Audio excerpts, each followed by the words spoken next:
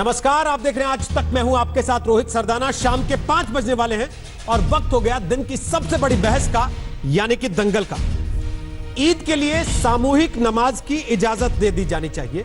जब सब लोग मिलकर दुआ करेंगे तो कोरोना चला जाएगा। ऐसा हम नहीं कह रहे, यह कहना है यूपी के संभल से समाजवादी पार्टी के सांसद शफीकुर रहमान बर्क का तो यह भी कहना है कि ईद के लिए कुर्बानी के बकरे खरीदे जा सके, इसके लिए बाजारों को भी खुली छूट दे दी जानी चाहिए। लेकिन योगी सरकार शायद बर्क साहब से इत्तेफाक नहीं रखती, इसलिए योगी सरकार ने ईद के लिए किसी भी तरह की रियायत देने से इनकार कर दिया है। बल्कि अब तो यूपी पुलिस की गाइडलाइंस आ गई हैं, खासतौर पर ईद के लिए, जिसके तहत ना तो सामूहिक तौर पर नमाज पढ़ने की इजाजत है, ना ही सामूहिक तौर पर किसी खुले स्थान पर ईद की कुर्बानी देने की इजाजत है, और ना ही खुले में मांस लाने ले जाने की इजाजत दी गई है। पुलिस ने इस बारे में सख्त दिशा निर्देश जारी कर दिए। लेकिन क्या वाकई अगर सामूहिक नमाज की इजाजत दे दी जाती तो कोरोना भाग जाता? आज पूछेंगे सीधे शफीकुर रहमान बर्क से कि उन्हें ऐसा क्यों लगता है। वैसे रिपोर्ट दिखाएं उसके पहले आपको एक चीज और बता दें कि ईद शनिवार को है और शनिवार रविवार को यूपी में वैसे भी लॉकडाउन रहता है। इस मौके पर मैं एक मांग ये है कि चूंकि इसमें दोगाना शुक्रिया की नमाज पढ़ी जाती है अल्लाह का शुक्र अदा करने के लिए, तो उसमें मस्जिदें और ईदगाहें खोली जाएं, जहाँ पर चूँकि सारा मुसलमान नमाज पढ़ेगा और पूरी एहतियात से पढ़ेंगे। और हमारा ये यकीन है कि ये अल्लाह के दरबार में हम अपनी माफ़ी मांगने के लिए जा रहे हैं, तो वहाँ इसी कोरोना के ख़त्म होने के लिए और मुल्क के हालात बेहतर होने के लिए और मुल्क की भलाई के लिए हम लोग दुआ करेंगे और अल्लाह हमारी सुनेगा इंशाअल्लाह। समाजवादी पार्टी के सांसद शफीकुर रहमान बर्क की ये दलील अजब लगे या गजब लगे, लेकिन उन्होंने तीर तो छोड़ ही दिया है। वैसे बकरीद को लेकर यूपी में संभल के सांसद महोदय की असल चिंता बकरों के बाजार को लेकर है, जिसे वो खोलने की मांग कर रहे हैं। क्योंकि बकरीद आ रही है, बकरीद एक ऐसा त्यौहार है कि जिसमें जानवर ज़िबा किए जाते हैं, तो उस जानवरों की खरीद फरोख्त के लिए कोई इंतजाम नहीं है। हम कैसे करेंगे? पहले बाजार लगते थे, बाज़ारों के अंदर बिकने आते थे, तो मुसलमान जाकर खरीदते लाकर और उनकी कुर्बानी करता था। आज भी हम चाहते हैं कि उससे बकरीद से पहले बाजार लगाया जाए। कोरोना से पूरी दुनिया जूझ रही है, धार्मिक यात्राएं रुकी हुई हैं, त्योहारों पर भी कोरोना काल का ग्रहण है। ऐसे में समाजवादी पार्टी सांसद के बयान पर हंगामा तो मचना ही था। बीजेपी विधायक संगीत सोम बोल पड़े, त्योहार तो साग आलू खाकर भी मन सकता है। वैसे संगीत सोम को शफीकुर रहमान ने जवाब देने में देर नहीं की। तो सबसे पहले पाकिस्तान में भगा दे, वहां तो मंदिर ही नहीं बनने दे रहे हैं, तो वहां मस्जिदें वहां क्यों नहीं कोरोना भाग रहा है? ये कोई समाजवादी और बसपा की सरकार नहीं है, भारतीय जनता पार्टी की सरकार है। कानून के दायरे में रहना पड़ेगा, कानून के दायरे में नहीं रहेगा तो ईद जेल में बनेगी, जैसे आजम खान की जेल में बनी उनकी भी जेल में बनेगी। उन्हें इस बात को ध्यान रखना चाहिए। तो ये किसने कह दिया है बकरा काटेंगे? अरे साग आलू बना के भी त्योहार मनाया जा सकता है। नफरत मत करो, मोहब्बत पैदा करो, मोहब्बत की दुनिया बनाओ, जब ये सारी दुनिया तुम्हारी होगी।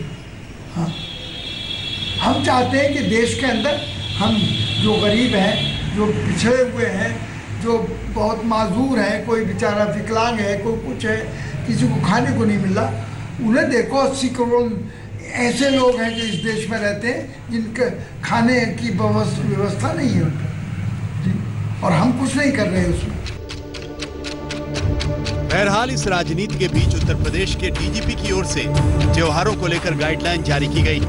इसमें कहा गया कोविड-19 को देखते हुए धार्मिक कार्यक्रमों के दौरान सघन गश्त की जाए, ताकि कहीं भी सामूहिक आयोजन न हो पाए और भीड़ भी किसी भी दशा में इकट्ठा न होने पाए। बकरीद त्योहार के अवसर पर सभी मुस्लिम धर्म गुरुओं को प्रेरित किया जाए कि वो लोगों से अपील करें कि बकरीद का त्योहार घर पर ही मनाएं और सामूहिक रूप से नमाज अदा न करें।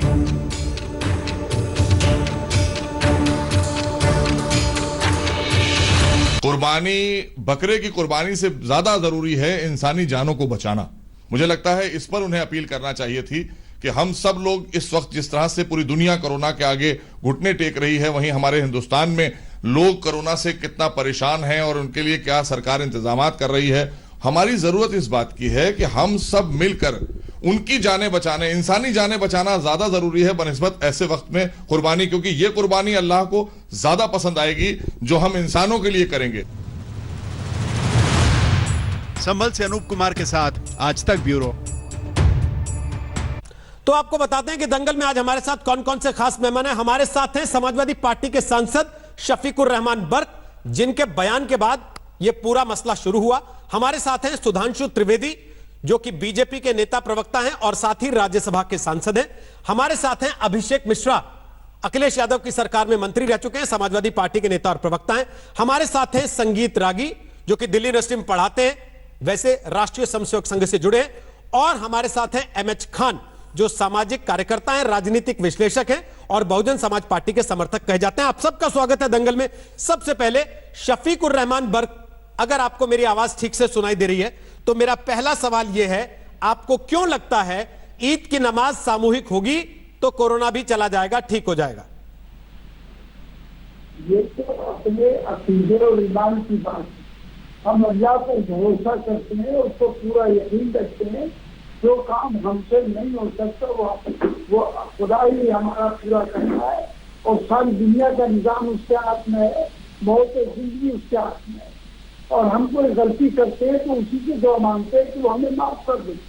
तो इस मौके पर भी हमारा कहना ये है कि ये कोरोना का कोई इलाज अभी तक नहीं है, न कोई वैक्सीन बन पाया है, न अभी तक इसकी रिसर्च हो पाई है। सारे हमारे देश में ही, सारी दुनिया में अभी कोई इलाज नहीं है इसका।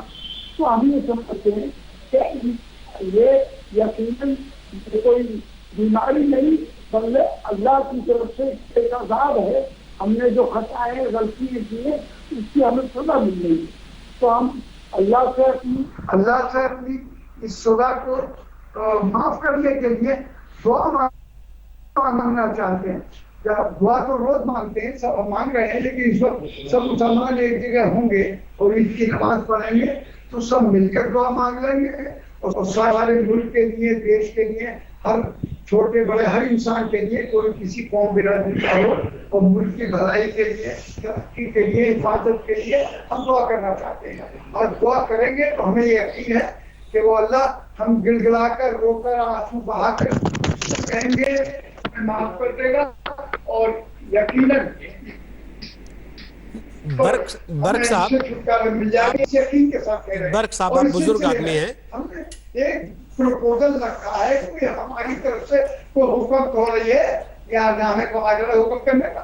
गवर्नमेंट बीजेपी की है, बीजेपी इस बात पर बताए। मेरा एक सवाल है, आप बुजुर्ग आदमी हैं, आपने दुनिया देखी है। घर से अगर दुआ करेंगे तो अल्लाह कबूल नहीं करेंगे उसको? मस्जिद में बुलाएंगे, सबको एक साथ बैठाएंगे, तभी कबूल करेंगे?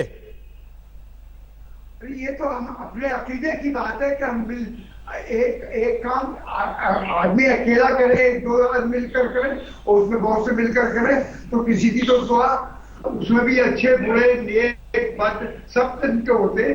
मैं मालूम अल्लाह किसकी दुआ सुन ले। तो ये सारे डॉक्टर जो रिसर्च कर रहे हैं, ये भी ईद के दिन मस्जिदों में आ जाएं, सब मिलके साथ नमाज पढ़ लें आपके, उसकी जरूरत ही नहीं फिर तो। वो कोई दवा तलाश करे, कोई वैक्सीन बनाए, बहुत अच्छी बात है, मैं कब कह रहा हूँ, लेकिन अभी तक कुछ नहीं हो सका। तो ये बकरीद का मौका आया है, तो बकरीद हर साल मनाई जाती है, इस मर्द पर ये हालात है। तो हमने ईद के लिए कहा, ईद के दिन के लिए, ईद के दिन इसका लॉकडाउन हटाया जाए, हमें मस्जिदों में ईदगाह में नमाज पढ़ने की इजाजत दी जाए, हम दुआ कर ले बस। और यही तो हमारा। बर्क साहब, आप सांसद भी है ना, आप कोई आम आदमी तो है नहीं राह चलते। आप जब कोई बात कहते हैं वो बड़ी दूर तक जाती है और लोग उसमें राजनीतिक मायने भी तलाशते हैं। आप जब ईद के मौके पर यह बात कह रहे हैं तो लोग उसके राजनीतिक मतलब तलाश रहे हैं कि भाई आप जानबूझ के, ये जानते हुए पूरी दुनिया में पाबंदियां लग रही हैं, आप माहौल बिगाड़ने के लिए ऐसी बात कर रहे हैं, लोग भड़के ताकि कि देखो हमें त्योहार नहीं मनाने दिया जा रहा। मेरा बिल्कुल इसमें कोई सियासत नहीं है, न सियासत के पॉइंट ऑफ व्यू से मैं बात कर रहा हूँ, न मैंने सियासी एतबार से ये मांग की है, मैंने मजहबी एतबार से ये बात कही है। क्योंकि मैं मुसलमान हूँ, कि मेरा भी हक है, और इस डेमोक्रेसी है यहाँ पर, इस डेमोक्रेसी में इस कॉन्स्टिट्यूशन ऑफ इंडिया के पॉइंट ऑफ व्यू से। पर हर आदमी को अपनी बात कहने का हक हासिल है। हमने भी आपको बात कहने से कोई रोक नहीं रहा है, लेकिन उस बात का कोई मतलब तो होना चाहिए ना सर। तो कल को सब लोग कहेंगे आओ मंदिरों में घंटियां बजाते हैं सब लोग खड़े होकर एक साथ आरती करते हैं, उससे कोरोना भाग जाएगा, तब क्या कीजिएगा? तो फिर जो पर्पस रहा सोशल डिस्टेंसिंग का वो तो फेल हो जाएगा ना। मैं औरों की बात नहीं करता, मैं तो अपनी बात कह रहा हूँ, मजहबी एतबार से कह रहा हूँ कि हम इस तरीके से हमें दुआ मांगने का मौका मिल जाता। अगर आप इजाजत गवर्नमेंट नहीं देगी तो मुसलमान अपने घरों पढ़े। कौन मैंने कर रहा, या कब हमने कहा कि हमारा नमाज पढ़ेंगे? सुधांशु त्रिवेदी, क्यों इजाजत नहीं दे रहे भाई? जब वो कह रहे हैं कोई वैक्सीन तो बना नहीं पाए आप लोग अभी तक, हमें नमाज पढ़ने दीजिए, हम इकट्ठे होकर नमाज पढ़ेंगे। अल्लाह का अजाब है, सब लोग मिलकर माफी मांगेंगे तो दूर हो जाएगा।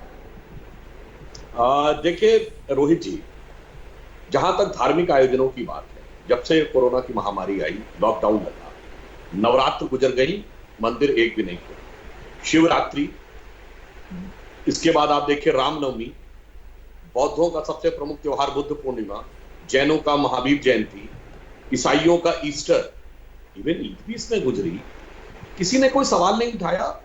मुझे समस्या यह लगती है कि मुस्लिम समाज में ही इस प्रकार के लोग क्यों खड़े हो जाते हैं जो ऐसी राजनीति करने लगते हैं जो कि कहीं ना कहीं साइंटिफिक एटीट्यूड से किनारे करने की बात करते हैं। अब मैं पूछना चाहता हूं कि यदि सब लोगों को कोई समस्या नहीं थी तो बाकी आपको क्यों समस्या? अब दूसरी बात जो आपने कहा कि आप इबादत करना चाहते हैं, शायद ये बुरा वक्त है, भगवान अल्लाह सुन ले, तो मैं विनम्रता से कहना चाहता हूं हिंदू धर्म में तो मंदिर देवस्थान है, वहां बाकायदा मूर्ति की प्राण प्रतिष्ठा होती है और जब पूजा की जाती संकल्प में भी बोला जाता स्थान देवताभ्यो नमः। मगर इस्लाम में तो मस्जिद की कोई जरूरत नहीं है, कहीं बैठ के इबादत हो सकती है। आपने तमाम लोगों ने पार्कों में देखा होगा, चलती ट्रेन में देखा है, रेलवे प्लेटफॉर्म पे देखा है, सड़क के किनारे देखा है, भरे बाजार में देखा है। तो अब आपको ऐसी कौन सी जरूरत महसूस हो रही कि मस्जिद में ही होना चाहिए? अपने घर की छत पे करिए, अपने घर के आंगन में करिए, कौन इबादत से रोक रहा है? सब लोग मिलकर करें, ये बात सही है, परंतु वैक्सीन और इसका आपस में क्या संबंध है? बस यहीं पे मैं कहना चाहता हूं भारतीय संस्कृति और अन्य धर्मों में अंतर है। आध्यात्मिक उन्नति एक पक्ष है और वैज्ञानिक उन्नति दूसरी चीज है। इसीलिए हमारे यहाँ वेद में आयुर्वेद भी है, वो मेडिकल साइंस अपनी जगह और स्पिरिचुअल एलिवेशन है तो उपनिषद पढ़ी अपनी जगह, दोनों का आपस में कोई कनेक्शन नहीं है। और मैं दुर्भाग्य से परंतु विनम्रता से यह कहना चाहता हूं, इसी प्रकार की सोच के चलते हुए दुनिया में मुस्लिम पूरी जनसंख्या का 23-24% है, सबसे संपन्न लोगों में से एक है। मिडिल ईस्ट में पैसा बरस रहा है, मगर पिछले 200-300 सालों में एक भी साइंटिस्ट, वैज्ञानिक, इंजीनियर, डॉक्टर नहीं हुआ। आपने कोरोना वैक्सीन कहा, 56 मुस्लिम देश है, एक बताइए जिसने कभी पेन की निब या कार का वाइपर तक इन्वेंट किया। इसी सोच की वजह से, ऐसा नहीं था पहले मिडिल ईस्ट में बहुत होती थी 800-900 साल पहले वैज्ञानिक प्रगति, अब सब खत्म हो गई इस प्रकार की सोच की वजह से। इसलिए मैं मानता हूं इस सोच में पूरी तरह अवैज्ञानिकता है, समाज के लिए गलत संदेश है और अपने धर्म के लिए भी गलत संदेश है। भाई आप तो अपने मजहब को ही कॉन्ट्रडिक्ट कर रहे हैं, वो तो कहता कहीं बैठ के नमाज कर लो, आप कह रहे नहीं जी मस्जिद में ही बैठ के करेंगे। तो अंततः जब सब कुछ गलत है तो इसमें केवल शुद्ध और शुद्ध राजनीति। ओके, मैं जाऊं अभिषेक मिश्रा के पास, उसके पहले शफीकुर रहमान बर्क, आप कुछ कहना चाहते हैं सुधांशु त्रिवेदी की बात पर? जी, मैं सियासी बात नहीं कर रहा, मैं एक सियासी मसला है, ये मजहबी मसला है। मजहबी पॉइंट ऑफ व्यू से ही मैंने एक मुसलमान की हैसियत से ही इस चीज को सामने रखा। तो मुसलमान भाई वो चाहते हैं, उनकी दिली ख्वाहिश थी कि भाई हम मस्जिदों में नमाज पढ़ेंगे, खुशी होगी, ईदगाह में पढ़ लेंगे, ये था। मैंने उसको गवर्नमेंट के सामने रख दिया। मेरा तो और कोई नजरिया नहीं है इसके अलावा, सियासी कोई मेरा नजरिया नहीं है। मैं कभी सियासत ये धोखा देकर नहीं करता, खुली हुई बात है। मैं तो ये मेरा मकसद था कि अगर गवर्नमेंट हमें इजाजत देती है तो हम नमाज वहां पढ़ लेंगे, दुआ भी मांगने का मौका मिल जाएगा, लेकिन नहीं देती है तो हम अपने घरों में पढ़ेंगे। बर्क साहब, आपको नहीं लगता सांसद होने के नाते आपकी जिम्मेदारी यह है बल्कि कि लोगों को कहें कि अपने घरों में रहो, लोगों को कहें त्योहार के मौके का गलत फायदा ना उठाओ, इसके नाम पे बाहर ना निकलो, उल्टे आप ये कह रहे हैं कि आओ मैं इजाजत मांगता हूं सरकार से, चलते हैं सब लोग मिलके करते हैं। अरे वो जो लॉकडाउन है, जो भी गवर्नमेंट की तरफ से पॉलिसी बनी है, जो उन्होंने कहा है कि लॉकडाउन में अंदर रहिए, वो सोशल डिस्टेंस रखिए, बाहर ना निकलिए, ये सारी चीज हम फॉलो नहीं कर रहे। एक एक आदमी, हर कौम बिरादरी का आदमी इसको फॉलो कर रहा, किसने इनकार किया? तो जब सब फॉलो कर रहे हैं तो आप क्यों उसको तोड़ना चाहते हैं? क्यों आप चाहते हैं कि सरकार आपको परमिशन दे दे ईद के नाम पर? चाहता हूं, मैं तो जोड़ना चाहता हूं, मगर मैं तो ये आपसे गुजारिश की है मैंने, अगर आईनी एतबार से, कानूनी एतबार से मेरा अगर ये बात कहना भी जुर्म है, तो ये तो कोई जुर्म की बात नहीं है। इस बात को कहेंगे एमएच खान, अब जरा मैं आपको चर्चा में लेके आ रहा हूं। मेरा सवाल यह है, एक सांसद को क्या ऐसे समय पर यह कहना चाहिए लोगों से कि आप सोशल डिस्टेंसिंग फॉलो कीजिए, जो नियम बनाए गए हैं उनका पालन कीजिए, जरा ध्यान रखिए कि त्योहार के मौके पर कहीं कुछ ऐसा ना हो जाए जिसका बाद में नुकसान उठाना पड़े, या वो कहना चाहिए जो शफीक साहब कह रहे हैं? एमएच खान बोलिए। नहीं, देखिए रोहित सरदाना जी, ये कोरोना वायरस का बहुत बड़ा जो प्रकोप चल रहा है पूरी दुनिया में, और हिंदुस्तान में रोज का रोज ये जो संख्या है कोरोना वायरस की, ये बढ़ रही है। और कुरान शरीफ में साफ साफ आता है कि अपने आप को हलाकत में मत डालो, अपने आप को हलाकत में मत डालो, मतलब खुदकुशी में मत करो। अगर ऐसी चीजें सामने आ रही हैं तो इसमें अपने घर में बैठ के इबादत कर सकते हैं, और अगर ज्यादा आपके घर में तादाद है तो आप घर में जमात खड़ी करके दुआ मांग सकते हैं। लेकिन इस समय ये बात कहने का कोई मतलब नहीं है। मैं समझता हूं ये चीजें नहीं कहनी चाहिए जब तक वबा टल ना जाए। तो वबा टल जाएगी तो उसके बाद गवर्नमेंट खुद ही परमिशन दे देगी कि आप अपने मंदिरों में जाइए, अपने मस्जिदों में जाइए, अपने जैसे चाहिए उसे नमाज पढ़िए, जैसे चाहिए उसे दुआ मांगिए।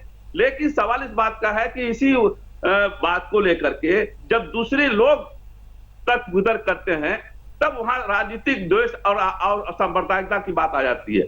जैसे संगीत सोम ने कह दिया कि सब्जी खा के बकरीद बना लो। अगर संगीत सोम को बोलने की जरूरत क्या थी? इसमें बोलना था तो मुख्यमंत्री बोलते, इसको बोलना था तो डीजीपी बोलते, इसमें बोलना था तो प्राइम मिनिस्टर बोलते। तो ये समझ में बात आती है कि हाँ, ये चीजें सबको मान्य है। दूसरे को किसी के बारे में बोलने का कोई अधिकार नहीं है। आपको बोलने का अधिकार ही नहीं है जब आप बोल नहीं सकते हैं। आप वो कोरोना वायरस में लॉकडाउन हटा ही नहीं सकते हैं। जब लॉकडाउन हटा नहीं सकते हैं तो बोलते क्यों भाई? खान साहब देखिए रोज रोज जो बढ़ रहा है। खान साहब, जब आप खुद जानते हैं कि 12 लाख केस हो रहे हैं देश में, इस समय छूने वाला 12 लाख को आंकड़ा, आप खुद जानते हैं कि लॉकडाउन होता है शनिवार रविवार को, आप खुद जानते हैं कि शनिवार को ईद पड़ रही है और उस दिन लॉकडाउन रहेगा, फिर एक सांसद अगर ये खड़ा होकर कहेगा कि हम सरकार से उम्मीद करते हैं कि उस दिन खोल दे ताकि सब लोग इकट्ठे नमाज पढ़ें तो कोरोना भाग जाए, लोग सवाल नहीं उठाएंगे क्या उस पर? नहीं, ये सवाल मैं कह रहा हूं, मैंने तो कहा आपको ना कि देखिए ये इस्लामिक तरीके से भी जायज नहीं है कि आप डिमांड करिए जबकि आपको मालूम है कि कोरोना वायरस फैल रहा है पूरे देश में, हिंदुस्तान में, उत्तर प्रदेश में रोज बरोज ज्यादा ही फैल रहा है। इस पर डिमांड करने कोई मतलब नहीं है। ये अपने ही कौम को हलाकत में डालने वाली बात है कि आपकी कौम अगर इकट्ठा होगी, किसी एक को कोरोना हुआ तो पूरे कौम को कोरोना हो जाएगा। दुआ मांगिए, कौन मना करता है? घर में मांगिए दुआ, कौन मना करता है? लेकिन ये हलाकत में डालने वाली बात है। ये बात आपकी सही है कि सांसद महोदय, एक सांसद जिम्मेदार पद पर होता है और जिम्मेदारी के साथ उसको अपनी बात रखनी चाहिए। उनकी बात दूर तक जाती है, तो इसमें कहीं किसी एंगल से जायज नहीं लगता है मुझे। ये कुरान और हदीस के खिलाफ है। जब हमारे मक्का शरीफ, मदीना शरीफ में जमातें नहीं हो रही हैं, कहीं नहीं जमातें हो रही हैं, तो आप यहाँ पे जमात करने के क्या औचित्य रह गया? जब जुमा की नमाज जो फर्ज है वो नहीं हो रहा है, उस पर कभी डिमांड नहीं किसी ने किया जुमा नमाज। ठीक, तो ये बकरीद नमाज के लिए परेशान क्यों है? ठीक है, ये राजनीति है। ठीक, मुझे लगता है इस तरह से कहना ठीक नहीं लगता है। अभिषेक मिश्रा, आपकी पार्टी इससे इत्तेफाक रखती है? क्योंकि सब लोगों को लग रहा है कि मामला राजनीतिक है, इसके पीछे कहीं ना कहीं वोट बैंक की राजनीति है और कुछ नहीं। सब जानते हुए भी ऐसी बातें कहना जानबूझ के है। रोहित जी, दो तीन चीजें कहना चाहूंगा जी। अभी सबसे पहले तो माननीय सांसद जी ने ये साफ कह दिया कि देखिए ये हमारे एक तरीके से पूजा का तरीका है, हमारी उससे धर्म से जुड़ा हुआ बात है, हमारे संस्कार से, हमारे तरीके से। जिस तरीके से हमारी एक आदत पड़ी है कोई एक त्योहार मनाने की। आप मुझसे पूछिए ईमानदारी से, अभी दिवाली आ रही है, रक्षाबंधन आ रहा है, जन्माष्टमी आ रही है, मेरा भी मन करेगा कि हाँ, अगर सरकार परमिशन दे रही है तो अगर जन्माष्टमी की झांकी लग रही है तो मैं जाऊं, भगवान का, श्री कृष्ण का प्रादुर्भाव होगा, बच्चों को दिखाऊं। तो दिवाली आएगी, मेरा मन करेगा कि हाँ, मैं भी पटाखे चलाऊं। हाँ, अगर सरकार इजाजत देगी तो। ये मैं नहीं कह रहा, ना मुझे जितना मैंने सांसद जी को सुना, पहले जितना बयान पढ़ा, मीडिया पर भी जो चर्चा देखी, उन्होंने यही कहा, हमने निवेदन किया है, सरकार मान जाएगी तो ठीक है, नहीं मानेगी तो देश का कानून है, जो संविधान है, जो आज लागू है आदेश, उसका हम पूरा पूरा पालन करेंगे। समाजवादी पार्टी का यही पक्ष है। एक सांसद की जिम्मेदारी क्या होती है अभिषेक जी? बिल्कुल, कि जो मौजूदा परिस्थितियां हैं उसमें लोगों को वो कन्वे करे कि इस तरीके से चीजों को करना है, या उनकी भावनाओं को मौका दे भड़कने का, ये कहकर कि देखो मैं तो परमिशन लेने गया था, ये सरकार नहीं दे रही। नहीं, मैं बिल्कुल ये बात नहीं कही सांसद जी ने। सांसद जी ने ये बात किसी को नहीं कही कि मैं तो लेने गया था और सरकार जानबूझ के नहीं दे रही और इस वजह से नहीं दे रही। अभिषेक जी, सब चीजें कही जाती हैं क्या? उन्होंने नहीं कहा। रोहित, कुछ मैसेज अपने आप ट्रेवल करते हैं, आप भी जानते हैं इस बात को। मैंने अच्छा, आप एक बात तो सुनो। मैं सुन रहा हूं। ये जो सवाल है, अगर उनके मन में ये ख्वाहिश थी तो ख्वाहिश नाजायज मैं नहीं मानता, क्योंकि मेरे मन में भी है कि दिवाली मुझे मनाने को मिले, मेरे मन में भी जन्माष्टमी आ रही मुझे मनाने को मिले, मेरे मन में भी रक्षाबंधन आ रहा है, मेरी बहन आ जाए, मैं उसको लेकर के बाजार जा सकूं, जैसे हम लोग जाते थे, कि उसको खाना खिला सकूं, उसके लिए कोई साड़ी खरीद सकूं, जो भी हमारी व्यवस्था है। अगर सरकार नहीं इजाजत देगी तो आपने अभी बहुत सारे त्योहार बीते, अभी भी हमारे सावन के सोमवार चल रहे हैं, रुद्राभिषेक की आदत है हम लोग के हर सोमवार की, नहीं जा पा रहे, महादेव के दर्शन नहीं हो पा रहे, तो घर में पूजा करना है। उन्होंने भी कहा कि अगर नहीं होगा तो हम घर में पूजा करेंगे। एक चीज से मैं इत्तेफाक नहीं रखता, मैं जरूर एक सवाल उठाना चाहूंगा। अभी आदरणीय सुधांशु त्रिवेदी जी ने जो बात कही, आदरणीय सुधांशु त्रिवेदी जी ने जो बात कही कि हमें किसी भी धर्म को, अभिषेक जी, जहां तक मुझे याद पड़ रहा है, आप विदेश से पढ़े, अखिलेश यादव जी विदेश से पढ़े, आपका ये सांसद बैठ के आपके सामने कहे कि अल्लाह का अजाब है ये, तो देख लो, इसका ना तो कोई वैक्सीन बन पा रहा, ना इसकी रिसर्च में कोई दवा मिल पा रही है, तो सब लोग मिलकर माफी मांगेंगे तो ठीक हो जाएगा। आप उसको एंडोर्स कर देंगे बैठ के? सर रोहित जी, मैं तो डॉक्टरों को भी बुला लेते हैं सर कि आओ तुम भी माफी मांगो बैठ के। रोहित जी, अगर मैं ये विश्वास करता हूं कि दीपक जलाने से कोरोना भाग जाएगा, अगर मैं विश्वास करता हूं कि थाली बजाने से, और दीप जलाता हूं मैं घर पे, किसी ने कहा था कि दीपक जलाने और थाली बजाने से कोरोना भागेगा? एक नाम बताइए कि इसने कहा था। प्रधानमंत्री ने कहा, किसी मंत्री ने कहा, स्वास्थ्य मंत्री ने कहा? मैं प्रधानमंत्री पे सवाल नहीं ले जा रहा। नहीं, आपने जहां इशारा किया सर, मैं फिर कह रहा हूं, मैंने वही की बात पकड़ी। सुनिए तो, नहीं रोहित जी, मैं तो दूसरी उसके आगे की आपने सुनी नहीं। हम लोग ये विश्वास करते हैं कि दिवाली के दिन दीपक घर पे जलाना चाहिए, जिससे कि हमारे घरों में, मैं ब्राह्मण परिवार से आता हूं, ये हमें सिखाया जाता है बचपन से, जब से पैदा होते हैं, कि भाई आप इस दिन जो है दीपावली पे दीपक जलाएंगे तो पूरे देश में, पूरे सब लोगों के घरों में एक सद्भावना आएगी, लक्ष्मी का वास होगा, आप सबकी खुशहाली बनी रहेगी, सुरक्षा रहेगी, स्वास्थ्य अच्छी रहेगी, सब तरफ प्रॉस्पेरिटी एंड इकोनॉमिक वेलबींग रहेगी। ये हमारी भावना है। हम इस भावना से अपना त्योहार मनाते हैं, रंग मनाते हैं। होली पे हम रंग खेलते हैं कि भाई हम सारे रंग खेलते हैं, इसमें सब मिल जाते हैं, कोई अंतर नहीं पता लगता, पहचान में नहीं आता किस धर्म किस जाति का सामने आदमी है जो होली खेल रहा है। तो ये भावना की बात, इन्होंने इजाजत मांगी, सरकार ने मना कर दिया, मुझे विश्वास है कि हम सब लोग उसका पालन करेंगे। मैं एक जो बात कहना चाह रहा था, जो अभी सुधांशु त्रिवेदी जी आदरणीय बहुत अच्छे उसमें से हैं, मैं बड़ी इज्जत करता हूं, लेकिन उन्होंने एक बात कही, एक धर्म से जोड़ करके, कि आपको कि कोई आदमी चाहे सुई का धागा तक का नहीं डेवलप होता। मैं अभी कल परसों का उदाहरण दे रहा हूं, एक आदमी है जिसका नाम है हाजिर रहमान दाद। हाजिर रहमान दाद, आपने भी उसकी खबर चलाई, दुनिया का कोई न्यूज चैनल नहीं होगा, दुनिया का कोई अखबार नहीं होगा जिसने उसकी खबर नहीं चलाई और उसकी रिसर्च पे लिखा। अब आप बताएं कौन थे वो? हाजिर रहमान दाद साहब कौन थे? मैं पढ़ाई लिखाई की बात कर रहा हूं, एमआईटी स्लोन स्कूल के हाजिर रहमान दाद जी भी हैं, जिनकी रिपोर्ट आपने चलाई थी कि हिंदुस्तान में 2.87 लाख केसेस आ सकते हैं अगर वो प्रोग्रेशन रहा और अगर हमने चेंज नहीं तोड़ी और अगर वैक्सीन नहीं बनी। आपने खबर चलाई थी, ये रिपोर्ट पढ़ा देनी चाहिए थी ना शफीकुर रहमान बर्क को भी, नहीं कि भाई ये हालत हो जाएगी अगर आप सांसद होते हुए भी ये बातें करेंगे तो। ये सवाल रोहित जी, ये सवाल सुधांशु त्रिवेदी जी के चरणों में था मेरा। मैं उनसे पूछ ले रहा हूं, मैं आपकी बात एज इट इज वहां डाल दे रहा हूं। आप जहां इसको ले जाना चाह रहे हैं कि उनका आरोप यह था कि अवैज्ञानिक बातें अगर इस धर्म के लोग कर रहे हैं तो उसकी वजह से दुनिया के किसी मुल्क से गलत है, ऐसी कोई बड़ी खोज सामने नहीं आ रही। रहमान दाद को पूरे दुनिया ने दिखाया, एमआईटी का प्रोडक्ट। मैं एग्री कर रहा हूं, मैं सुधांशु जी से सवाल ले रहा हूं, लेकिन ये रिपोर्ट बर्क साहब को भी तो दिखाए ना कि बर्क साहब ये देखिए, बिल्कुल हम ये भी आप ही के धर्म के जो ये बात कह रहे हैं। बर्क साहब ने ये कहा, नहीं रोहित जी, बर्क साहब ने ये निवेदन किया सरकार से उनको कि हमें अगर आप इजाजत देंगे तो हम मनाना चाहते हैं, नहीं इजाजत दे, वो कह रहे हैं आपके चैनल पे, आपके सामने, आपके साथ कह रहे हैं कि अगर आप नहीं इजाजत दोगे तो नहीं करेंगे। सुधांशु त्रिवेदी, और क्या कहे कोई आदमी? सुधांशु त्रिवेदी जवाब दीजिए। एक, क्या वो कह रहे थे डेमोक्रेसी में मुझे अपनी ख्वाहिश जताने की भी इजाजत नहीं है, शफीकुर रहमान कह रहे थे पहले, और दूसरा जो अभी अभिषेक मिश्रा ने बात कही आपके लिए, बोलिए फिर संगीत रागी के पास जाएंगे। जी दोनों बातों का उत्तर देता हूं। देखिए बर्क साहब ने जो कहा, मैं फिर विनम्रता से कहता हूं, कहां इस्लाम में लिखा है कि जाके मस्जिद में ही नमाज पढ़नी है?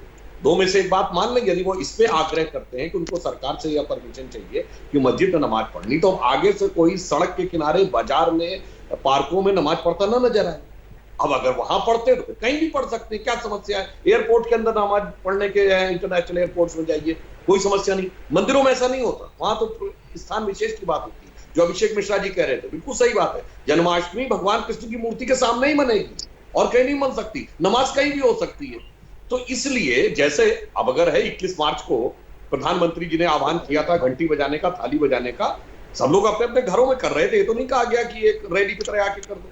उसी प्रकार अपने अपने घरों में नमाज पढ़िए, अजान करिए, भगवान को, खुदा को कबूल होगी। अब दूसरी बात जो अभिषेक मिश्रा जी ने कही, ये युवा और प्रतिभाशाली व्यक्ति है, मगर मैंने क्यों बात कही, मैं विनम्रता से कहता हूं, ये मैंने नहीं बोला, ये वर्ड मेरे नहीं है, बहुत बड़े पाकिस्तान के एक विचारक हैं हसन निसार, यूट्यूब पे जाके चेक कर लीजिएगा, उन्होंने तो और भी बड़े खराब खराब शब्द बोले थे जो मैं बोलना नहीं चाहता, अन्यथा उसको लगेगा कि मैं धर्म विशेष का अपमान कर रहा हूं। और उन्होंने ये बात कही कि आज तक जितने नोबेल प्राइज मिले मुस्लिम्स को, उनकी संख्या देख लीजिए, शांति का नोबेल पुरस्कार हटा दीजिए, फिजिक्स, केमिस्ट्री, मैथ और साइंस के 2 या 3 से ज्यादा नहीं। और जिन लोगों को आप दूसरों को देख लीजिए, क्रिश्चियंस को और ज्यूस को जो इतने कम, उनके सैकड़ों हैं लाइन लगा के। ये मैंने नहीं कहा, कई पाकिस्तानी विचारकों ने कहा है कि इस पे विचार करने की जरूरत है कि ऐसा क्यों होता है कि हमारे पास पैसा है, हमारे पास ताकत है, हमारे पास क्षमता है, 56 देश है, और उसके बाद हम कोई चीज नहीं दे पाते।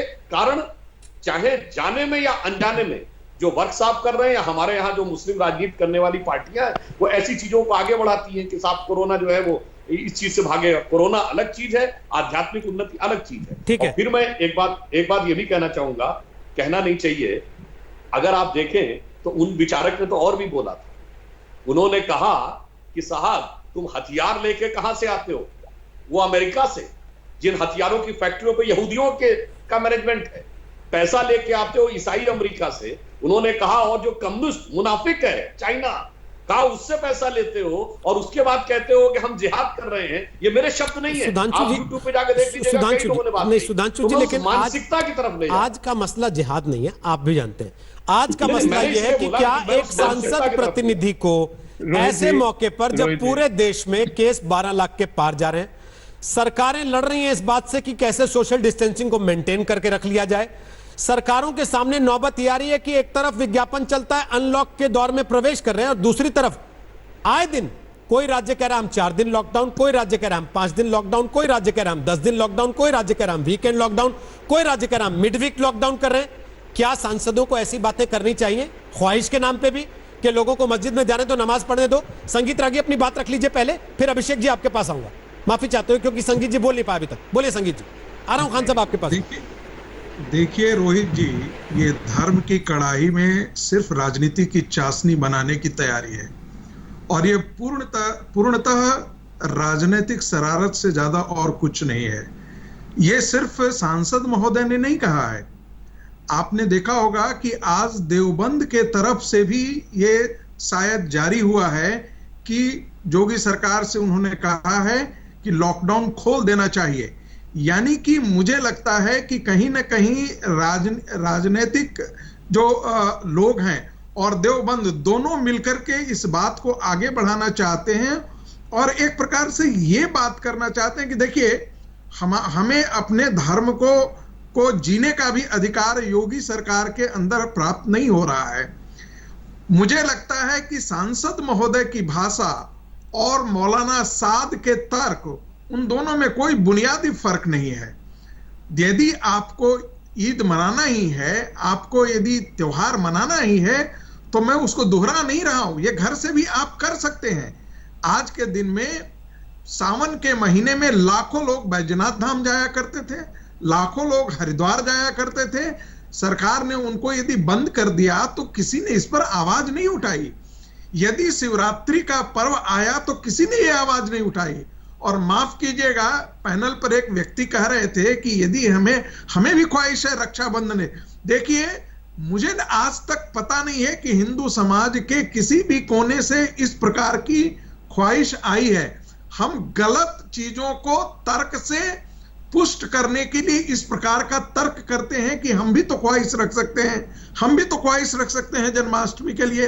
इस प्रकार का कोई भी तर्क जो है सिर्फ गलत चीजों को पुष्ट करने के लिए किया जाता है। किसी भी समाज के अंदर आप देखेंगे, आज के दिन में इजिप्ट के अंदर ये बैन है, सूडान के अंदर बैन है, अबू धाबी के अंदर बैन है। यदि मेरा कहना है कि यदि मुस्लिम कंट्रीज भी आज के दिन में कोरोना काल में यदि इस प्रकार का एहतियात बरत रहे हैं, बड़ी बड़ी मस्जिदों में सामूहिक नमाज नहीं पढ़ी जा रही है, तो भारत के मुसलमानों को एक कौन सी ये लत लग गई है कि हमेशा वो धर्म की चाशनी में लेकर के और राजनीति सेकने की कोशिश करते हैं। ठीक है, मुझे लगता है कि इसका बीजारोपण चूंकि कांग्रेस पार्टी ने किया है, आज वही जो है वो बिस्बेल होकर के खड़ा हो गया है। ठीक सर, यहाँ कांग्रेस से कोई है नहीं संगीत जी। अब नहीं, मैं समझ सकता हूं आपकी भावना जिसके प्रति है, लेकिन वो यहां है नहीं, तो उस पर आरोप लगा के अब पलट के जवाब तो लिया जा नहीं सकेगा। अभी अभिषेक मिश्रा कुछ कह रहे हैं, फिर शफीकुर रहमान बर्क और एमएच खान, आप दोनों के पास आ रहा हूं। बोलिए अभिषेक मिश्रा, क्या बोलना चाह रहे थे आप? रोहित जी, उनको आपको टोकना नहीं चाहिए था, मैं उनकी तरफ से कहता हूं। वो एक रटी रटाई स्क्रिप्ट है जो पढ़ रहे थे। हो सकता है शायद कागज साथ में लेकर के बैठे हो जो पढ़ रहे थे हमारे साथी अभी इससे पहले, मुझे नाम नहीं पता क्या है। तो उनको मैं ससम्मान कहता हूं कि आपको रोकना नहीं चाहिए था, उन्हें मौका देना चाहिए था। एक रटी हुई स्क्रिप्ट है, वही वो पढ़ रहे थे। तो देखिए रोहित जी, अभी बर्ग साहब ने, सांसद जी ने साफ कहा कि सरकार मना कर रही है तो हम घरों पे मनाएंगे। ये मुद्दा मुझे लगता है इस पे सेटल हो जाता है। अभिषेक जी, बीज बोना क्या होता है आप जानते हैं? आप पार्टी के नेता हैं सर, कैसी बातें कर रहे हैं आप? आपको नहीं पता कि लोगों के मन में बीज बोने के लिए कितनी जरूरत पड़ती है? कितनी रोहित जी, लेकिन वो बीज अगर आदमी ओपनली कह रहा है कि वो मैंने इसलिए नहीं कहा, मैंने गया निवेदन किया, मना हो गया, तो हमने, अगर वो उस पे अगर दूसरी कोई बात करते, अगर वो कहते नहीं नहीं सब लोग जागो, ये करो, ऐसा करो, तो मैं मानता आप जो कह रहे थे। लेकिन वो खुद ही नहीं कह रहे हैं बात। मैं डिफेंड नहीं कर रहा, मैं तो सिर्फ जो सुन रहा हूं, आप लाइव चला रहे हो, जो सुन रहा हूं उस पर मैं रिएक्शन दे रहा हूं, आपको ऑनलाइन रिएक्शन दे रहा हूं। और एक बात और कह दूंगा, जो अभी माननीय त्रिवेदी साहब ने कही, उसको भी करेक्ट कर दूं कि इनफैक्ट 2014 का भी अगर शायद याद हो तो मलाला को एक बच्ची थी छोटी सी जिसको नोबेल पीस प्राइज मिला था, और हर वर्ग में, चाहे केमिस्ट्री की बात हो, चाहे लिटरेचर की बात हो, चाहे पीस की बात हो, हर फिजिक्स की बात हो, सब में, इवन 2015 का मुझे याद है, टर्की के एक साइंटिस्ट थे जिनको मुझे नाम नहीं याद है, जिनको केमिस्ट्री में नोबेल मिला था। हर चीज में नोबेल मिल चुका है। हमको ये नहीं जोड़ना चाहिए नोबेल जैसी संस्था में, नोबेल जैसे प्राइज के बारे में, कि कौन किस धर्म का है, किस जाति का। For God's sake, we should not be doing. इससे इतर मैं वापस लाते हुए इसी चर्चा पर अभिषेक जी आपसे पूछ रहा हूं, प्लीज रोहित जी, कि भाई प्लीज रोहित जी, ये इच्छा जताने की या ख्वाहिश जताने की या समाज के एक तबके को त्योहार मनाने देने की छूट की अगर बात थी केवल, तो वो इच्छा अखिलेश यादव की तरफ से भी जताई जा सकती थी। क्यों वो शफीकुर रहमान बर्क की तरफ से ही आती है? वो इच्छा बिल्कुल नहीं, कांग्रेस पार्टी के किसी बड़े नेता की तरफ से भी हो सकती थी, मायावती की तरफ से भी हो सकती थी, बिल्कुल हो सकती थी। क्यों नहीं जताई किसी ने? क्यों एक व्यक्ति विशेष की तरफ से आती है? मेरी तरफ से भी हो सकती थी। आप मानता हूं भाई इच्छा, देखिए मैं बार बार वही कह रहा हूं, माननीय सांसद जी ने ये कहा कि हमने एक इच्छा जताई। देखिए मैंने आपसे कहा जो, और मैं उस पर स्टैंड करता हूं कि मेरी इच्छा है कि मैं अपना पूजन करूं, पाठन करूं, अंदर जाऊं, दर्शन करूं, माथा टेक करके आशीर्वाद दूं, प्रणाम लूं। जो कोई इसको नकार सकता है तो उसको चैलेंज है मेरा, नकार करके दिखा दे, बहस करना चाहे कर लो, हम इस पे बहस ना करें रोहित जी। उन्होंने कहा कि अगर वो है तो आप दे दीजिए, नहीं है तो मुद्दा तो हम और आप उठा रहे हैं, डिबेट तो हम और आप कर रहे हैं इस पे। बढ़िया वो तो अकेले गए थे, वो किसी मीडिया के कंटिजेंट को लेकर के नहीं गए थे दिखाने के लिए कि भाई मैं जा रहा हूं। जो बोल रहा है उसको आप क्लीन चिट दे रहे हैं और हमसे कह रहे हैं कि आप लोगों ने इसे मुद्दा बना दिया। रोहित सर, मैंने आपको नहीं कहा। आपसे पहले आपने एमएच खान साहब को सुना होगा, वो तो इस्लाम के भी जानने वाले हैं। उन्होंने इस्लाम के तौर पे इसकी व्याख्या की और ये कहा कि अगर इस्लाम के तौर पे भी अगर कोई ऐसा कह रहा है तो वो गलत कह रहा है। लेकिन अंत में उन्होंने कहा कि इसके पीछे राजनीतिक बू आती है। एमएच खान, क्यों राजनीतिक बू आती है इसके पीछे? क्यों आपको लगता है कि भाई ये पॉलिटिकल है? देखिए रोहित जी, मैं सबसे पहले ये बात कह दूं, जो आपका डिबेट का टॉपिक है उसके हमारे आदरणीय सुधांशु जी जो हमारे पड़ोसी भी हैं, उन्होंने डाइवर्ट करने की कोशिश की। एपीजे अब्दुल कलाम कौन थे? एपीजे अब्दुल कलाम कौन थे? इतना कह के मैं चुप हो जाता हूँ और दूसरी बात आता हूँ। एपीजे अब्दुल कलाम कौन थे? वो मुसलमान थे कि नहीं थे? तो बता दीजिएगा। दूसरी बात मैं ये कह रहा हूं कि अगर कोई गंवार आदमी, पढ़ा लिखा आदमी नहीं है, जानकार आदमी नहीं है, टीवी नहीं देखता है, अखबार नहीं पढ़ता है, पेपर नहीं पढ़ता है कि कोरोना वायरस का संक्रमण बढ़ रहा है कि घट रहा है, वो ये बात कहे तो समझ में आती है। लेकिन अगर कोई पढ़ा लिखा आदमी, कोई सांसद ये कहे, जबकि उसको मालूम है कि सैटरडे संडे 2 दिन लॉकडाउन है, तो आप एक चिट्ठी लिखते पहले मुख्यमंत्री जी को, चिट्ठी लिख के आप मांगते हमको इजाजत दी दीजिए। चिट्ठी तो नहीं लिखा आपने टेलीविजन पर वाइट दिया। वाइट दिया का मतलब कि पूरे हिंदुस्तान में, पूरे उत्तर प्रदेश में ये बात उजागर हो जाए कि हम इस चीज को उठा रहे हैं। क्यों उठा रहे हैं साहब? जब इस्लाम इसकी इजाजत नहीं देता है, वबा जब फैली है तो वहां जाने की इजाजत नहीं देता है, तो क्यों इस बात को उठा रहे हैं? क्यों नहीं सहयोग कर रहे हैं? आप अपने कौम को सहयोग करिए। अपने कौम को क्यों मारना चाहते हैं? आपके साथ अगर 1000 आदमी, 10,000 आदमी खड़ा हुआ, एक आदमी के पास भी पॉजिटिव निकल गया, तो कौन मरेगी? कौन मरेगा भाई? ये कौन सी दलील दी जा रही है? कौन सी मांगने का हक है? ये क्या मांगना है? क्या मांग रहा है? हर चीज मांगना। आपके सामने दिखाई दे रहा है कि मौत सामने दिख रही है। हम लोग अपने घरों से नहीं निकल रहे हैं, मोबाइल से हम आपसे बात कर रहे हैं। तो ये इतना खतरा जब इंसानियत के ऊपर आ गई है, इंसान चाहे हिंदू हो, मुसलमान हो, क्रिश्चियन हो, कोई हो, न दिया जले, न बाती जले, न क्या करे, तो नमाज पढ़े, क्या करे, इसका कोई लेना देना नहीं है। अभी इस वक्त सिर्फ एक मसला है कि कोरोना वायरस को हराना है। अब कोरोना वायरस को तभी हराया जा सकता है जब हम सोशल डिस्टेंसिंग करेंगे, जब हम एक दूसरे से दूर बैठ के हाथ नहीं मिलाएंगे, मुसाफा नहीं करेंगे, गले नहीं मिलेंगे, तब हम इसको बर्दाश्त कर सकते हैं। ठीक है, मैं सुधांशु जी आपके पास आऊं। उसके पहले शफीकुर रहमान बर्क, एमएच खान कह रहे हैं कि आप गैर जिम्मेदाराना बात कर रहे हैं, और संगीत रागी को लगता है कि आप में और मौलाना साद में कोई फर्क नहीं है जब आप ऐसी बात करते हैं। ये नहीं, देखिए इसमें कोई मीटिंग नहीं हुई, हमने किसी से तो मसला नहीं किया, न कोई हमारी पार्टी ने, किसी और पार्टी ने इस टाइप की कोई बात नहीं। एक तो पॉलिटिकल मसला है, आप कुछ भी कहें और आप कुछ भी बात कह सकते हैं, आप अपनी बात कहने का आपको हक हासिल है, लेकिन हम तो नहीं कह रहे, क्या हम तो किसी पर एतराज नहीं कर रहे। लेकिन आप हमारा इतना कहने पर कि हम दीजिए, अगर गवर्नमेंट इजाजत देती है तो करेंगे, इजाजत नहीं देगी नहीं करेंगे। इस तरीके का पढ़ रहे हैं, तो इसमें क्या हमने बुराई कर दी कि आप इसको पॉलिटिकल मसला खुद बना रहे हैं? हमने, हमारा पॉलिटिकल मसला नहीं है, हमारा मजहबी पॉइंट था, एक प्रोपोजल था, रखा था ताकि अगर आप मुतमईन हो ये काम कीजिए। आपने सीएम को चिट्ठी लिखी, मिलने का वक्त मांगा आपने सीएम से कि मैं मिलना चाहता हूं इस बारे में इजाजत के लिए? किससे? मुख्यमंत्री को। मुख्यमंत्री से हमने कई दफे फोन किया, लेकिन कोई जवाब नहीं दे रहे। मैं पूछ रहा हूं, आपने मुख्यमंत्री से मिलने का वक्त मांगा कि मैं इस बारे में मिलना चाहता हूं, आपसे बात करना चाहता हूं? मुख्यमंत्री मेरे दोस्त भी हैं, साथी भी हैं। हाँ, तभी तो पूछ रहा हूं कि आपने उनसे मिलने का वक्त नहीं मांगा, या खान साहब जैसा कह रहे हैं कि आपने टीवी कैमरों के आगे बोल दिया ताकि बात वहां तक पहुंच जाए जहां आपको पहुंचानी है, लेकिन वहां ना पहुंचे जहां कार्रवाई होनी है। जवाब नहीं आया उधर से। अच्छा, आपको जवाब नहीं, ठीक, आप कह रहे हैं आपको जवाब नहीं मिला उधर से। सुधांशु त्रिवेदी, लगातार ये सवाल जवाब नहीं आया उधर से। ठीक सर, ओके।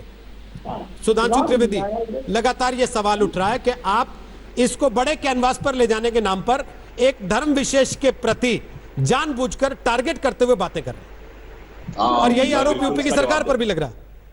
मैं बिल्कुल जवाब दे रहा हूं। देखिए, पहली बात तो कहा है, उसका मजहब से कोई लेना देना नहीं। ठीक, बर्क साहब, सुधांशु जी बोल रहे हैं। ठीक, बर्क साहब आपकी बात सुनी, अब सुधांशु जी कुछ बोल रहे हैं, आप भी सुन लीजिए। सुधांशु जी बोलिए। साहब ने जो कहा है, मैं विनम्रता से कहता हूं, उसका मजहब से कोई मतलब नहीं। जो हमारे छोटे भाई अभिषेक मिश्रा जी ने भी कहने का प्रयास किया, क्यों ये बताइए? मक्का में जियारत बंद है, मक्का के बाद सबसे उनकी आली मुकाम है अल अक्सा मस्जिद, उसमें इबादत बंद है, नजफ और करबला में बंद है, यहां दिल्ली में जामा मस्जिद में बंद है। अब अगर आप देखें तो बाकी जो बड़ी दरगाहें हैं उन पे भी उस ढंग से नहीं चल रहा है। फिर अचानक उत्तर प्रदेश में याद आ रहा है, मतलब सबसे बड़े इस्लाम के पैरोकार हो गए ये मक्का मदीना नजफ करबला अल अक्सा से बड़े हो। अब यहीं पे मैं कहना चाह रहा हूं, इसका अर्थ क्या हुआ कि मजहबी सरोकार नहीं है, ये 100% सियासी सरोकार। अब अपने वाले आरोप का उत्तर देता हूं। जो MS खान साहब ने कहा, अरे मैं तो सोचे बैठा था, आपने बोल दिया। डॉक्टर APJ अब्दुल कलाम, कितने लोग गए थे उनके नमाज़े जनाजा में, सेकुलरिज्म के सूरमा। और याकूब मेनन के नमाज़े जनाजा में JNU से लेके जादवपुर तक और हैदराबाद से लेके श्रीनगर तक क्या क्या लाइन लगा के गए थे। डॉक्टर कलाम को राष्ट्रपति बनाने के लिए कितनों ने समर्थन किया था? जवाब दे, कौन सेकुलर दल आके खड़ा हुआ था? और हम सब उत्तर प्रदेश गए ज्यादातर लोग। ये बताइए, देश के पहले gallantry award brigadier Mohammad Usman, उनके घर पे आजमगढ़ में कोई गया? देखिए अपने टर्म पे बोलिए प्लीज, डिस्टर्ब मत करिए, अभी तक डिबेट बिल्कुल सही चल रही है। जनाजे में कौन गया कौन नहीं गया, इससे क्या? अरे अपने टर्म पे बोलिए। मुसलमान कौम से एक आदमी आप मिसाल, अरे भाई अपने टर्म पे बोलिए, गलत तरीका है डिस्टर्बेंस करने का।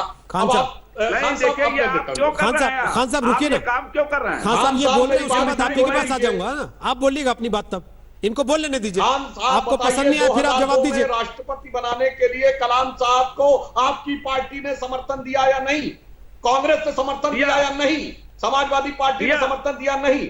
2007 में जब उनको दोबारा हमने प्रयास किया, सारे सेकुलर दल खड़े हो गए कि नहीं बनना चाहिए। अब छोड़िए, भारत के लिए शहीद होने वाले पहले आर्मी के gallantry award winner brigadier Mohammad Usman, Uttar Pradesh के आजमगढ़ के, कोई नहीं जाता सेकुलरिज्म का सूरमा वहां, सब जाते आजमगढ़ में आतंकवाद के आरोपियों के यहाँ। वीर अब्दुल हमीद की शहादत की 85वीं वर्षगांठ 2015 सिर्फ संघ भाजपा वाले जाते, कोई नहीं जाता। उस्ताद बिस्मिल्लाह खां जिन्होंने पहली शहनाई बजाई 1947 में लाल किले पे, कोई गया आपका? और बताइए, मलिक मोहम्मद जायसी जिन्होंने पद्मावत लिखी जिस पर पिक्चर बनी, कौन जाता है उनके यहाँ? आप ये नहीं बता पाएंगे कि उनका घर कहां पे था। सैयद इब्राहिम रसखान, इतने बड़े कवि, कोई जाता है उनके यहाँ पर? ब्रिज क्षेत्र में उनका गांव है। यही मैं कहना चाहता हूं, बात हिंदू मुसलमान की नहीं है, मुसलमानों में एक इंतहा पसंद सोच को आगे रखना और उस पर लगातार सियासत करते रहना, टकराव की, कि कैसे मैं डिवीजन कर सकूं। इसलिए खान साहब ये वही बात है कि जब हम कलाम साहब के नाम पर औरंगजेब की रोड का नाम बदलते हैं तो आके छाती पीटते हैं कि औरंगजेब का नाम नहीं बदलना चाहिए, यानी औरंगजेब का नाम उस रोड पे रहना चाहिए, डॉक्टर कलाम का नहीं रहना चाहिए। थोड़ी आपकी पार्टी ने बयान दिया था कि कलाम साहब के फेवर में होना चाहिए वो रोड का नाम, बोलिए हाँ या ना? अंथा शांत रही। ओके, अब बोलिए खान साहब, अब दीजिए जवाब। फिर संगीत रागी और अभिषेक मिश्रा आपके पास आ रहा हूं, बोलिए खान साहब। सुधांशु जी, मैं तो आपको समझ रहा था कि बहुत जमाने से देख रहा हूँ, बहुत अच्छी बातें आप करते हैं। कहाँ की बातें कहाँ ले गए आप? जनाजे में चले गए आप। अरे भाई मुसलमान, आपने सवाल पहले किया था कि कोई मुसलमान कुछ बना, तो मैंने कहा APJ Abdul Kalam missile man बने, ये कहा। आप चुनाव पर आ गए कि राष्ट्रपति को कौन सपोर्ट किया, किसने नहीं सपोर्ट किया, लेकिन मैं उस बात को कह रहा हूं कि मिसाइल मैन कौन बना, हिंदुस्तान के अंदर मुसलमान बना कि नहीं बना, ये मैं कह रहा था। आप उसको घुमाना चाहते हैं तो घुमाइए। अरे साहब, मैं हिंदुस्तान में कह रहा हूं, पूरी दुनिया बताइए कोई एटॉमिक साइंटिस्ट। आप नहीं ये बताइए ना, डॉक्टर कलाम के बराबर का कोई मुस्लिम साइंटिस्ट हो पूरे आलम इस्लाम में, तो बता दीजिए। भाई के नारा को जानना चाहते हैं हम। और मैंने ये कहा कि आपने माना नहीं उसको। मुस्लिम सिख ईसाई आपस में सब भाई भाई। अरे मैंने कहा एक सेकुलर दल बताइए जिसने कलाम साहब का समर्थन किया हो। सुन लीजिए जो आपके प्रधानमंत्री ने कहा है कि सबका साथ, सबका विकास, सबका विश्वास, उस पर मैं यकीन रखता हूं। ये नाटक ड्रामा नहीं करता हूं मैं, और इस तरह की बातें मैं नहीं करता हूं मैं इंसानियत को सबसे ऊपर रखता हूं। इंसान जब रहेगा तो देश रहेगा, इंसान नहीं रहेगा तो देश नहीं रहेगा। इसको घुमाने की कोशिश मत करिए। जिस तरह से आपने कहा, मैं उसको बड़े अदब के साथ आपसे मैंने कहा कि अब APJ Abdul Kalam missile man के नाम से जाने गए। चुनाव की बात नहीं, जनाजे की नमाज की बात नहीं हो रही। समय खत्म होने वाला है, उसके पहले मैंने सिर्फ एक सीधा सवाल पूछा कि एक सेकुलर दल बता दीजिए जिसने कलाम साहब के समर्थन में आगे आकर झंडा उठाया। लेकिन आज का मसला सुधांशु जी और खान साहब ये है कि ईद की नमाज की इजाजत यूपी की सरकार ने नहीं दी है। बर्क साहब, शफीकुर रहमान बर्क, जो कि सपा के सांसद हैं, समाजवादी पार्टी के सांसद हैं, उनका कहना यह कि हमने तो इच्छा जताई थी, अगर इजाजत दे देते तो नमाज पढ़ लेते, इजाजत नहीं दी है तो अपने घर में पढ़ लेंगे। संगीत रागी, इस पे इतने हंगामे की जरूरत क्या है? और आपके हमनामे संगीत सोम, वो तो एक कदम और आगे बढ़ गए। उन्होंने कहा घर में आलू की सब्जी बना लो ना, साग सब्जी से भी तो बन जाता है त्योहार। देखिए, इस तरह के कटाक्ष आपको नहीं लगता वो ज्यादा कड़वाहट पैदा करते हैं? देखिए, मुझे नहीं लगता है कि उन्होंने कोई ऐसी कड़वाहट पैदा करने वाली बात की है। पहली बात तो मेरे पास कोई स्क्रिप्ट नहीं है जिसको मैं रटा रटा स्क्रिप्ट में पढ़ रहा हूं। ऐसे मेरे पास कोई स्क्रिप्ट सामने नहीं रखी है, बंधु को मैं बता देना चाहता हूं। दूसरी बात, राजनीति की नब्ज टटोलने वाला और थोड़ा सा भी समझ रखने वाला व्यक्ति ये बहुत आसानी से कह सकता है, इसका मूल्यांकन कर सकता है कि जो बर्क साहब ने कहा है वो शुद्ध और शुद्ध एक राजनीतिक शरारत के अतिरिक्त और कुछ नहीं है। और आप देख रहे हैं कि देवबंद के अतिरिक्त और सारे मौलानाओं की कतार लग गई है, एक के बाद एक, जो इस चीजों को आगे बढ़ा रहे हैं। यानी कि आने वाले दिनों में ये नैरेटिव, ये विमर्श आगे चलाने की कोशिश की जाएगी कि देखिए हम मुसलमानों को ईद जैसे त्योहार भी मनाने नहीं दिया जा रहा है, जबकि पूरी दुनिया में। संगीत जी, समय इजाजत नहीं दे रहा, माफी चाहते हुए। मैं चाहता था आप कमेंट पूरा करें, अभिषेक जी से भी कमेंट लें, लेकिन समय इजाजत नहीं दे रहा।